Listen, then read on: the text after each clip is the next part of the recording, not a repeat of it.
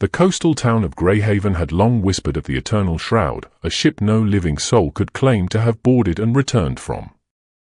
Sailors spoke of it in hushed tones, a spectral vessel that emerged only when the fog rolled in thick enough to choke the horizon, its tattered sails billowing without wind, its hull creaking with the weight of the dead. The legend said it was a cemetery ship, ferrying lost souls from a forgotten wreck centuries past, doomed to drift until it claimed enough lives to fill its ghostly crew.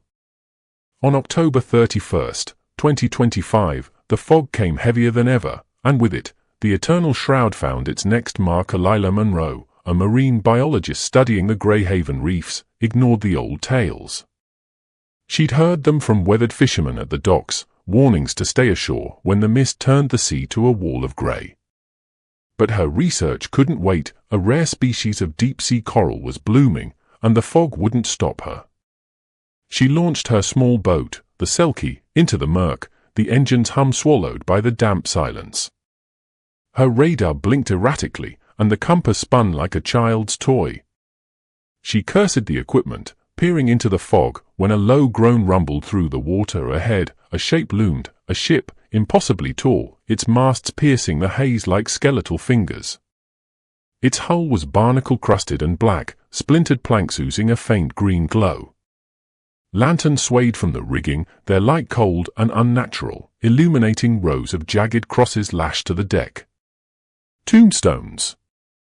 Lila's breath caught as she realized what she was seeing, a graveyard afloat, swaying gently in the still sea. The Eternal Shroud. She fumbled for her radio, but static screamed back. The air grew icy, her breath fogging as the ship drifted closer, unhurried, inevitable. Shadows moved aboard, figures in tattered coats, their faces obscured by hoods, their hands skeletal beneath frayed sleeves. A bell tolled, deep and mournful, vibrating through her bones. Her boat rocked as if pulled by an unseen current, drawing her toward the ghost ship's gaping side, where a gangplank of rotting wood extended like a tongue. "No," she whispered, slamming the Selkie into reverse. The engine whined, then died. Silence fell, thick as the fog, broken only by a chorus of whispers, names, pleas, cries, rising from the ship. "Join us, rest with us." The shadows on deck turned, their hoods falling back to reveal eyeless sockets, mouths stretched in eternal wails. One stepped onto the gangplank, its bony hand outstretched, and Lila saw her name carved into a cross behind it, fresh, glistening with seawater. She grabbed an oar, swinging wildly as the figure advanced. It passed through the wood like smoke, its touch burning cold against her wrist. Pain seared her mind, and visions flooded in. A storm, a shipwreck, screams swallowed by waves. Not her memories, but theirs. The Eternal Shroud wasn't just a ship, it was a trap, a collector of souls, and it had marked her. With a desperate lunge, she ignited a flare, its red glare slicing through the fog. The figure recoiled, and the whispers turned to shrieks. She hurled the flare onto the gangplank, watching it erupt in flames.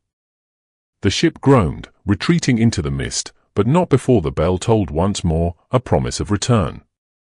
Her engine sputtered to life, and she fled, the fog thinning as Greyhaven's lights flickered into view. Lila made it ashore, trembling, her wrist scarred with frostbite in the shape of a handprint. She burned her notes, abandoned her research, and never spoke of that night.